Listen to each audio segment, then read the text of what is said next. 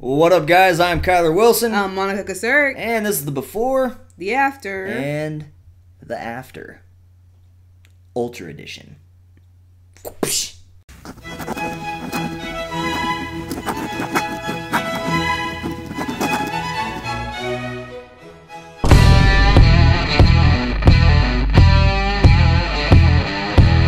Woohoo! Yeah! What are we going to see? I don't remember, seriously. What are we going to see?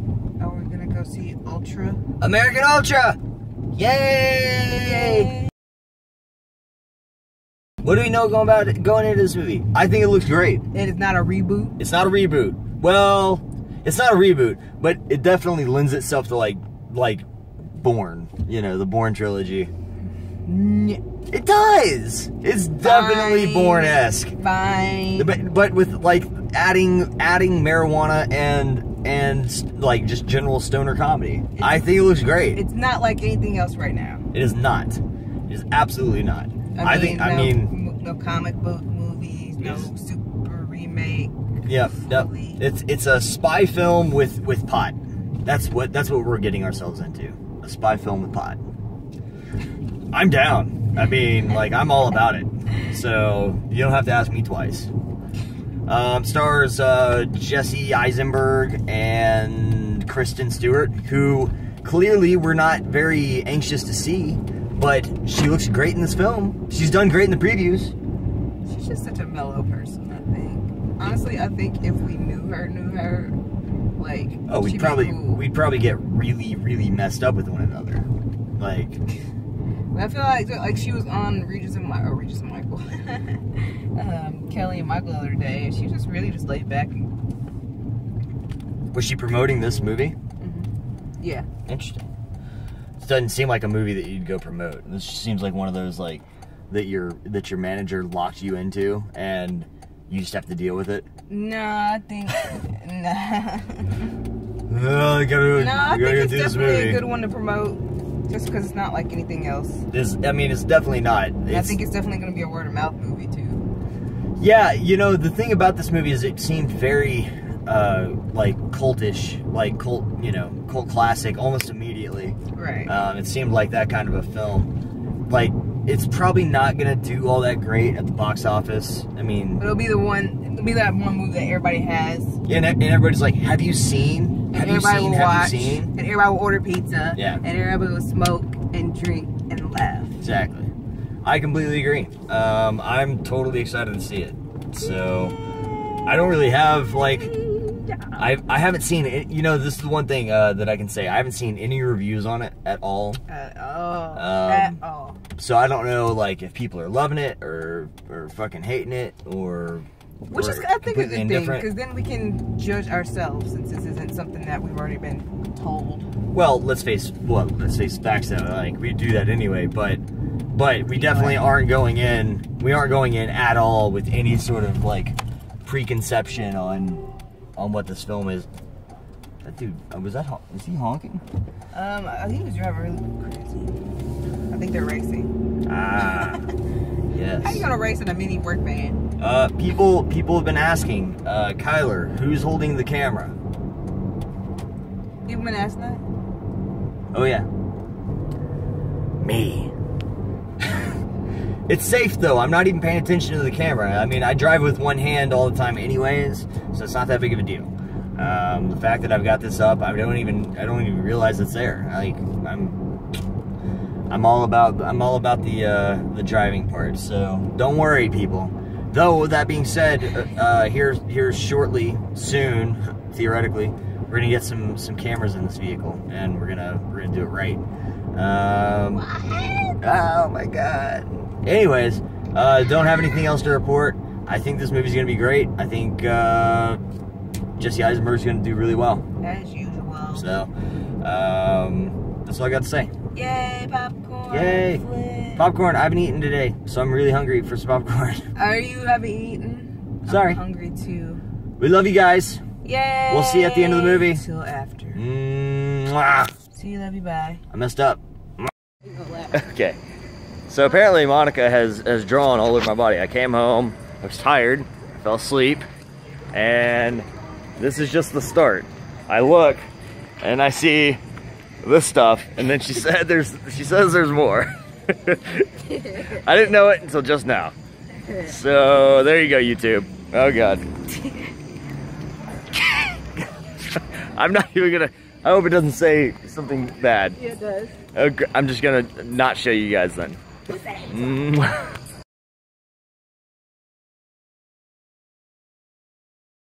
All right, so we just got out. All that bling though.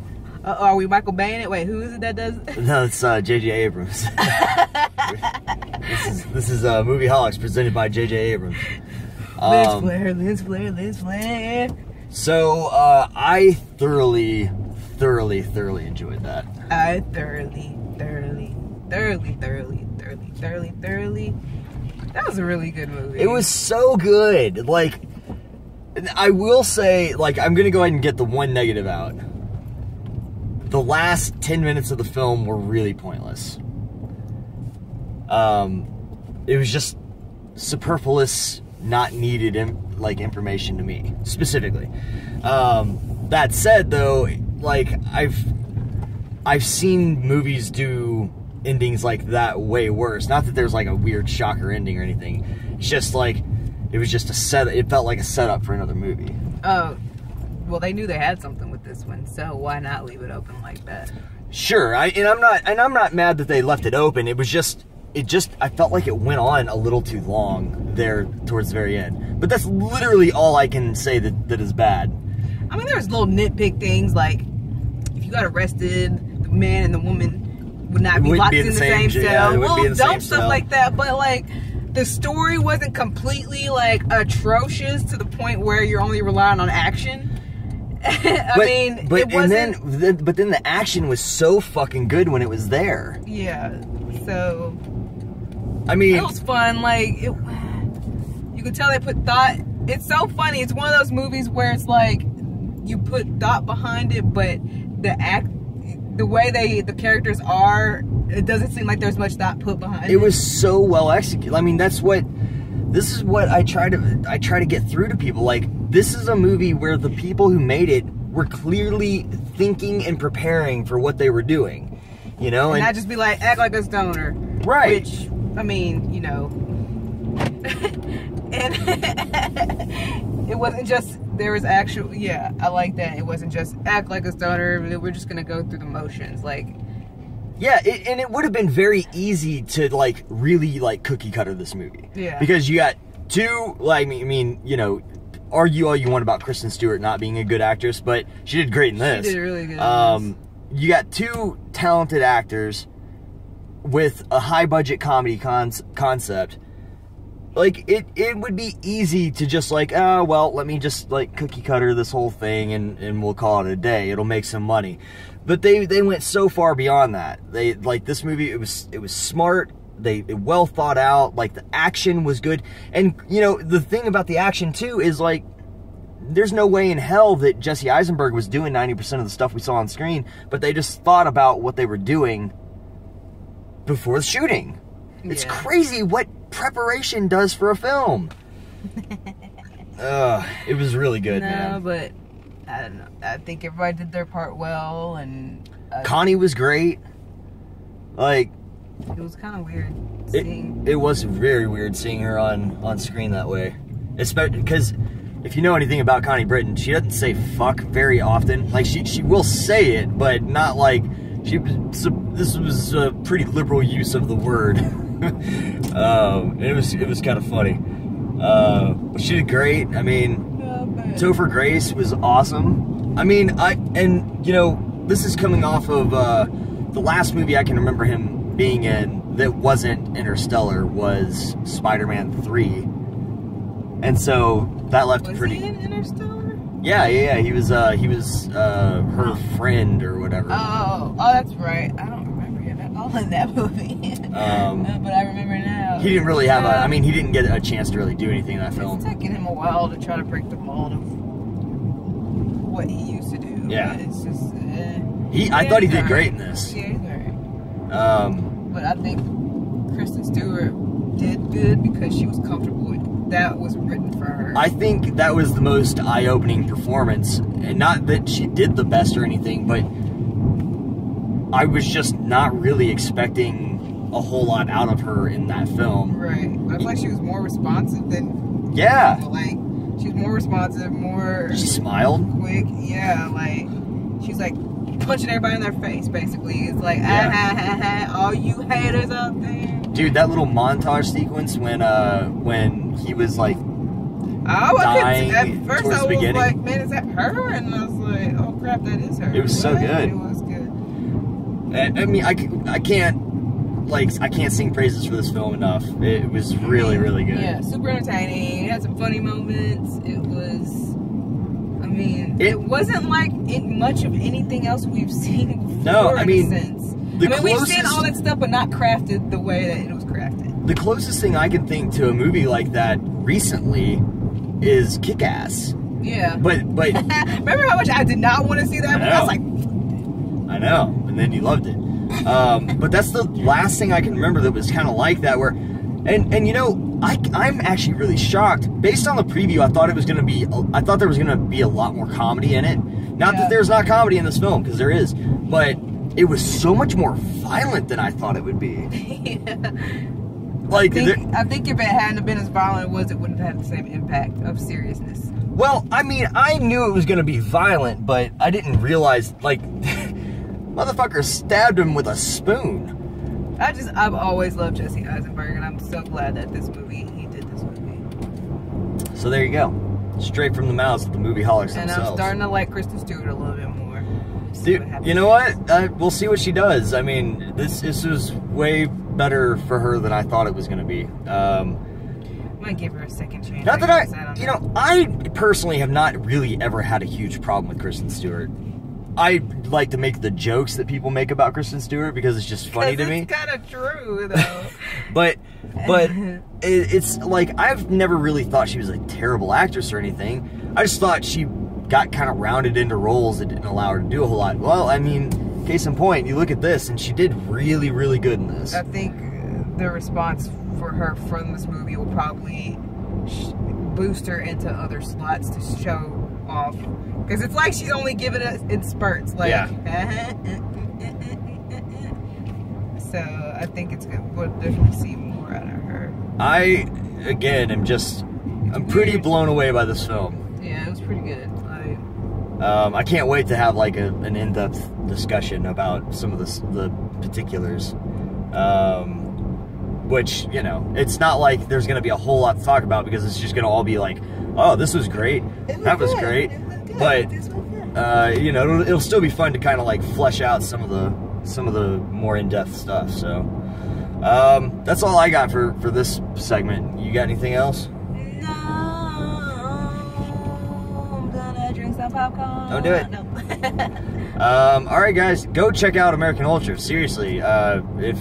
Stick around for the after moment, but dude, go watch this film and then it's super continue. It's fun. Wasn't bored, no dead periods. No, not at all. That's all I got, and that's all she's got, and we'll see you in a few minutes. Yay. Peace.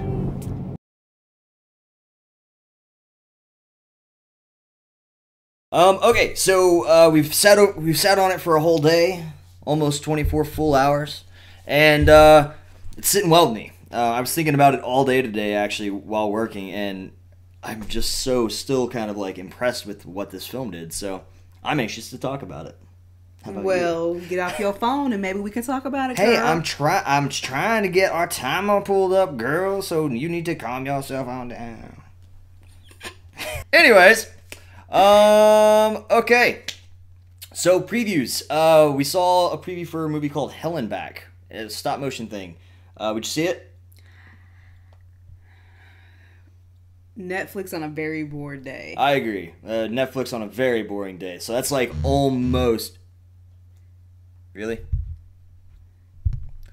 That's almost, like TV, like wait for TV status. Because I like Robot Chicken, but I just don't... Something about this. I mean, there were like a couple funny parts where I was like, oh, that's kind of funny, but that's about it. So, Netflix. Boom. In the bag. Moving on. Sisters. What's her name? Tina Fey and Amy Poehler. Yeah.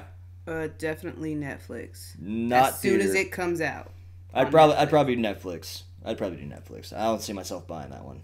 Yeah, Netflix when I'm really bored. No, Netflix when I have to clean the house. Boom. Moving on. We Are Your Friends. Netflix when I'm cleaning the house. Never. Ever. Just for the music portion. Based on this preview, I would not watch this movie. I would not do it, man. Just, yeah. Moving on. The Walk. Based on this preview, never. Oh. No. Never. Yep, not my movie. Not even on a crying day. Not my movie. Deadpool. We already said we're going to see this. I'm still kind of reserved about it. I think it's going to be great. I'm excited for it. Hunger Games, Mockingjay Part 2. We ain't even watched Mockingjay. So did we even watch the second one? Yeah, we did watch the second one. And then we haven't watched the third one. So this is the fourth one. This is the last one. Based on this preview, I would not watch it in the theaters. I think I'm kind of done. I was done after the first two. Yeah, I'm over it. Sekiro. Isn't that how you say it? Mm-hmm. I will, just because I like crazy movies what, like theater? That. Not theater, but we'll buy it. I think it could borderline be a movie theater. Like, it's like right there, but I definitely think we'll end up buying it. Yeah, I think we'll end up buying it. Because when's the last movie that we've seen like that in the theater? I don't know. Would you consider like The Departed? Smoking Aces or The Departed. Like, those are... And maybe like Live Free or Die Hard. Yeah. Yeah, I mean, the thing about this film, just to take a short side note since we're well under our 5 minutes here, Benicio del Toro looks great in it. And so does Emily Blunt. I'm not a huge Emily Blunt fan, but they look like they're going to do really well together. And so I can see why the theater experience would be really fun there. So that's why I'm on the fence. Plus, kids can't go in and watch it. Boom. That's the previews. That, I think, actually is the... No, dang it. 7 again. Never mind. I thought... What? There were 7 previews. I thought we had actually finally hit our record of fewest. Okay, so let's jump into the movie. Jumping in it. Restart. So, the first section here is about, I just want to discuss with you, the pothead comedy meets the Jason Bourne action. Was it successful? Did it work? For this, it did. It did so well. But I'm scared there are going to be some kind of follow-ups, knockoffs of it, that they're going to try really, really hard to do it, and it's just not. You mean not direct sequels, but stuff that people are like, oh, that worked out so well, let's do it ourselves, and we're going to try to do it better, and then it's going to be not better because you're not going to take the time and preparation that these people clearly did in making this movie. Nope.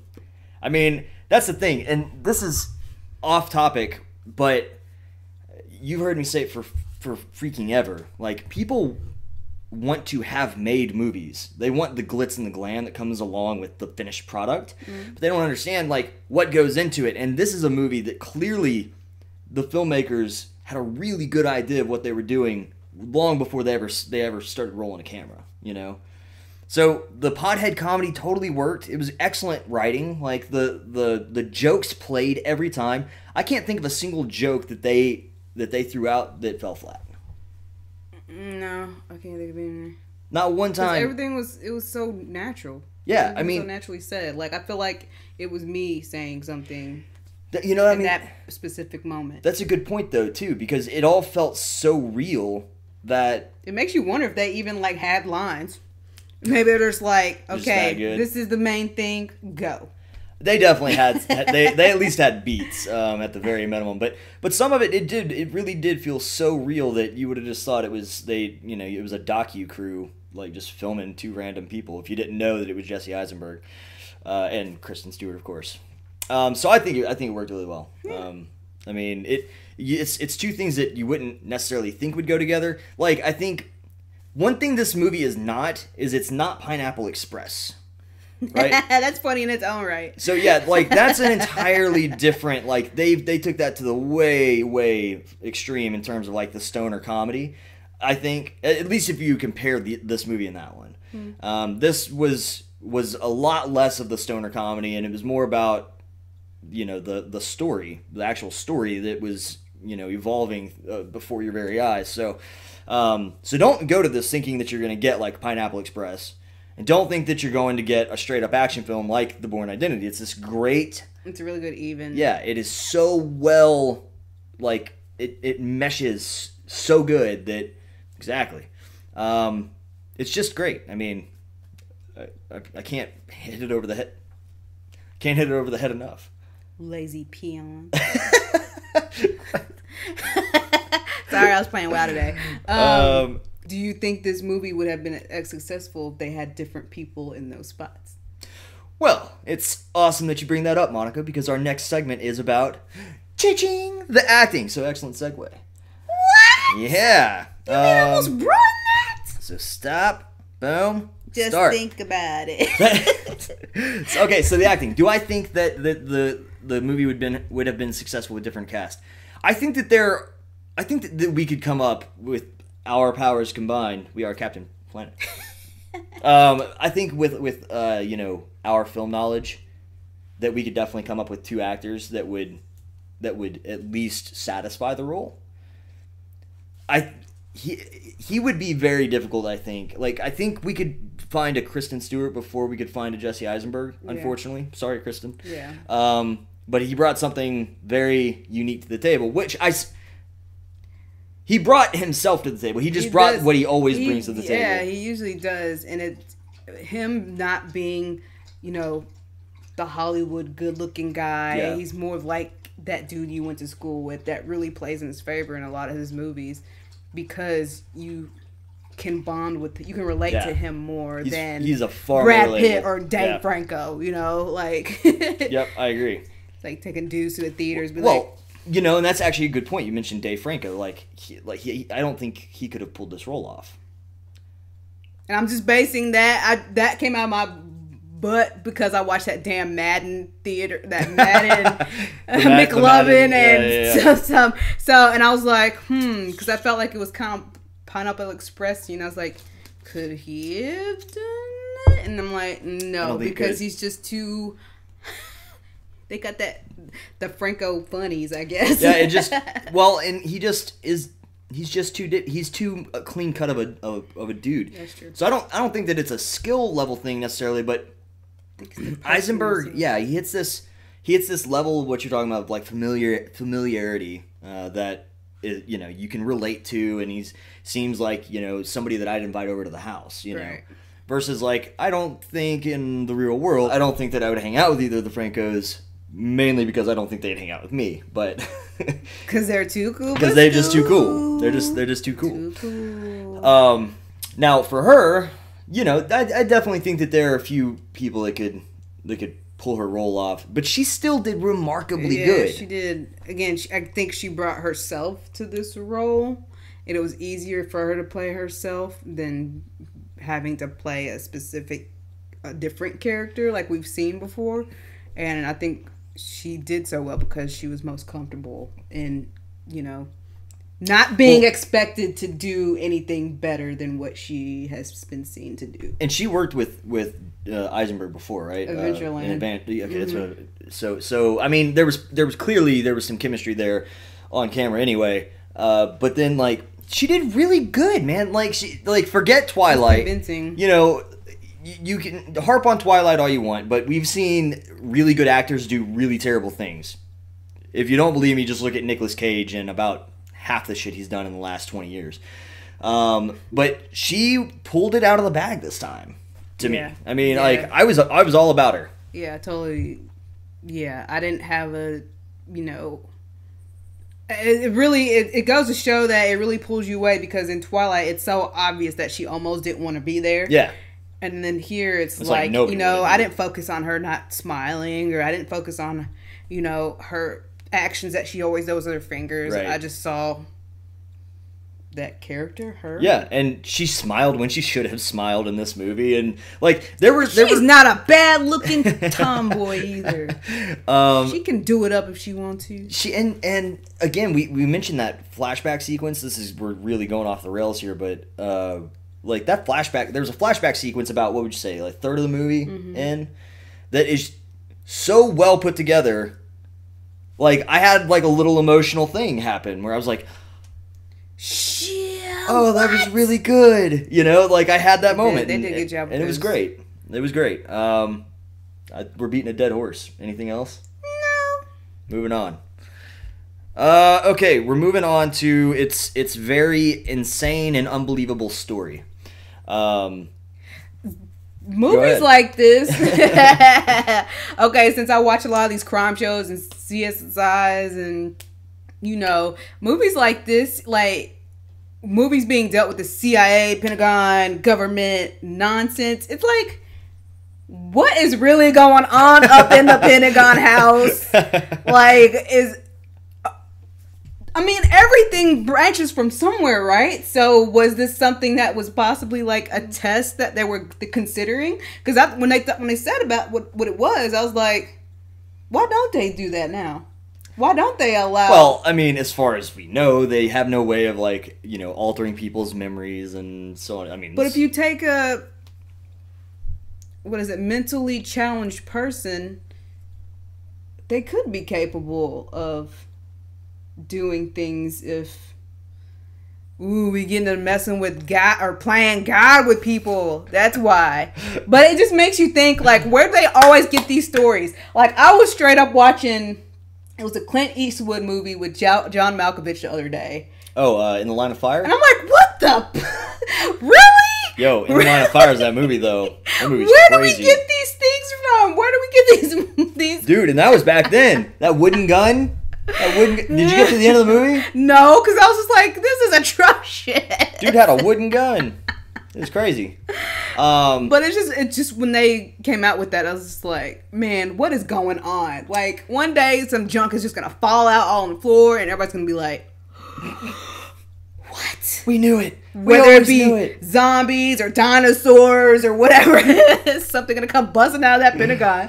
Oh, that's funny. I mean, all in all, I think that, you know, as unbelievable as of a story as it is, I mean, I think it was very plausible. Well, no, they did a good job of making it plausible. I mean, you know, whether or not the government, you know, can or can't do half the shit that movies portray, to our knowledge, they can't do what this movie portrayed, and you know, the way that they pulled the story in, and again, this is like kind of rounding back to the pothead comedy meets the Jason Bourne style of action. Like, they did a really good job of taking this. You know what? Let me take a step back. What they did a really great job in was not holding your hand through that first part of that movie. They just let you, like, kind of get to know the characters, and it was what it was, and then they started throwing the stuff at you. But it still didn't feel like they were. It didn't feel like they were being like, so here's this random line of exposition that you need to get through the movie. It was evenly connected, and it didn't. You know, it wasn't so far fetched that you're like, really? Yeah, and no, it was like, oh, this. It felt real. That's your job as a filmmaker. It's to make people feel like it's real. Like, now, I mean, okay, there are some trolls out there that'll probably be like, that's, you know, you're kind of right, but you're also kind of wrong, and I am. I mean, there are definitely scenarios where you're not supposed to believe it at all, but in a movie like this, all right, your job is to make us believe it. That's what they wanted. They wanted you to believe it. And had they done something like, say, you know, let's talk Transporter, which is a movie that I come back to all the time because you like it, and so and it's really not Transporter, but it's the Transporter series. The things that they do in it are too unbelievable. They establish certain realities in the movie, and then they flip it on its head, and then I go, well, okay, I'm done. It's so fun, though. But would you not agree? This is also very fun while maintaining that reality that made us go, you know what? This is really happening right now. You know, they sold the illusion. They sold the illusion of what we were watching. And I mean, it was they I don't know that they could that you could improve on this movie. I mean, I'm not saying that it's a perfect movie, but could you improve it? It got the job done. Yeah, it did. Got the job done. It got it done really, really well. That's all I got to say. You got anything else to add to the story? Wow, you haven't had a soda in like forever. You ain't with me on set. Y'all want to know how many Cheez-It bags I pulled out his pocket when I was doing laundry today? I've got a new nickname. I started off the Wombat, and then we moved to Butters, and now we're on to Cheez-It. There was like 10, Kyler. There was 10 Cheez-It bags in your pocket. That's crazy. Like, You got a problem? I'm surprised you haven't started like putting them in a bowl and add stuff to them and making them like a whole different thing. Moving on. Oh, good timing. Yeah. All right. Okay, so drawbacks. There are very few, but there are a couple things, and this is going to kind of be like from here to the end. We're going to go ahead and call spoilers. Not that there's really a whole lot to spoil with this movie. It's really straightforward, but we're going to go ahead and call spoilers. I think it's safe. So drawbacks. There was one drawback very, very early in, and it's nitpicky, but I'm not sure if you noticed. Anytime they smoke, it's totally fake. Which is funny because she actually really smokes. Well, and that's the thing is like, I'm so shocked that they fumbled on that because, like, you know, theoretically, like, you know, I feel like hers is more believable because she actually does it, but I feel like I can see with him how it doesn't look as authentic. Even just not just the look, but like the actual smoke it's just totally fake. Like I honestly didn't even realize that. Yeah, it's total like CG smoke, and it didn't look good. Now towards like past the like first 15 minutes of the movie on, it became a lot less noticeable. But there were two moments at the beginning where it was like clearly fake smoke. Interesting. So it was really weird. So that was one drawback for me. Another drawback for me specifically was in the action. Even though the action was cut well, you can tell that they're having to cut around Jesse Eisenberg not being an action star. Was that distracting for you at all? No, not at all. So I felt like it was as natural as it could have gotten to the look. Because, you know, like a lot of times you can spot that out like and nothing, you know. Right. I honestly didn't catch moments where it threw me off. Okay. I might be being too hard on it, just because my eyes can look at that sort of stuff and kind of see it. But that was one thing that had, like, I could tell they were having to cut it sooner or later in certain scenes with action because he couldn't do the stunts, you know. His hair is a drawback for me. I don't know if it was real or fake, but it doesn't look right. I don't think it was real hair. So, was that a thing for you? What annoyed me is that they kept changing the part. Oh, really? So let's take Blake from Workaholics. His hair is natural hair and he's a stoner. His hair does not change parts. No matter how shitty he gets, it's always in the same. Right. And we've seen, that show was a hot mess. But, so which bugged me because I'm like, his part is changing. So that is something that I noticed. Like, either his hair was too wavy or not wavy enough, or the parts were weird, or like. But, you know, I just kind of looked past it. Gotcha. I mean, and again, these are nitpicky things. Like, I'm being an ass. Is my point. Like, I'm trying to find some stuff that they could have, you know, potentially improved, but it wouldn't really have changed the story. Or it wasn't like so distracting where I was just like, ugh. But it was one of those other things. His part kept getting weird. That bugged me. The last thing that was distracting for me was, and I said this in our little after segment, but the ending. Not just the ending, but the segment before the ending where, and again, spoiler alerts, when Connie Britton and Topher Grace are talking to Bill Pullman out in the rain. That whole segment, it was just like, why are we doing this right now? I guess they're just trying to give people closure. That was so much, though. They were talking about puppy dogs and like all sorts of crap. FYI, if you are in the CIA and you act a fool, you get shot. You die. Just so we know. Just so we're clear. That being said, I did like it when he was like, you would have given me a promotion or whatever. And he's like, yeah? Crack, crack, crack, crack. It was pretty awesome.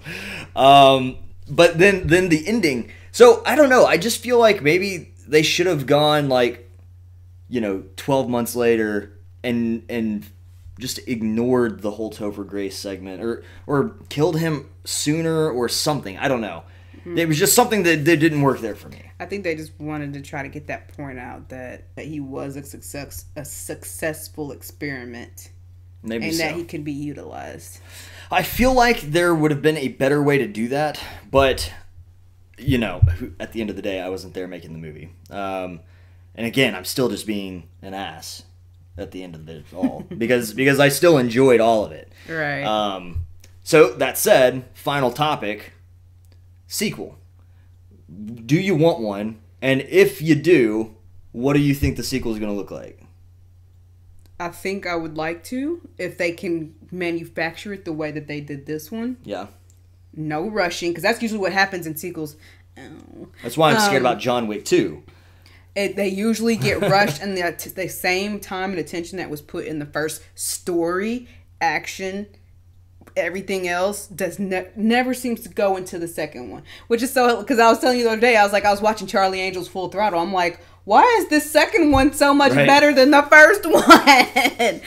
Like, it's so funny, and it's a rare occurrence where sometimes the second one is better than the first one.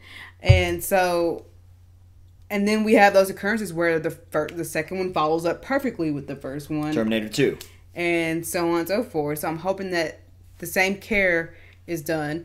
As far as what I want to see from it, I think I would like to see, of course, more action, Well, they get to skip all the like setup at this point, so pretty much, like, I guess, like, special missions or a new fancy bad guy. Yeah, I kind of feel like, a good avenue for this to go would be for, like, either him wanting to get out, and so then you really do a Jason Bourne sort of scenario where he's running from him, while being he's still at heart he's a stoner, or he embraces it and like he becomes the sword of truth for America or whatever, and goes and fights. It becomes basically a spy movie. So you've got either it becomes like a Bourne Identity or it becomes more of like a James Bond sort of scenario. I think they're the two logical places to go, and I think it could be really successful if they did it right, as you said. Yeah, it has to be done right because it's almost like you don't want to enter it with him still being that kind of right. weed head. But then again, we're going to have to show some growth without it being completely just right, like taking away from what his character was. Yeah, it's going to be fun regardless. I think that we might see a sequel. This movie was just too good. I think it deserves a sequel. Let me put it that way. That's it. That's all I got. You got anything else? I think it was good. You should go watch this movie, man. Like, even if you made it all the way to the end and you're like, oh, well, they ruined it, you should still go see it. It's super fun. And plus, we warned you that we were going to ruin it, so don't bitch at us, okay? Right? Anyways, so guys, that's all we got. I don't have anything else to add. So if you like this video, make sure to like and subscribe and all that good stuff. At this point, we should have a little animation that's coming down to here that says to follow us on. Follow us on Instagram, Twitter, Facebook, Movie Pilot. Over here, the telephone book. we got movieholics.net going on down here. The Holy Bible. Yeah, that's it. So thank you guys for watching, and we'll catch you on the next one. Yeah. Yeah. Ready? Let's high five it. High five it. High five.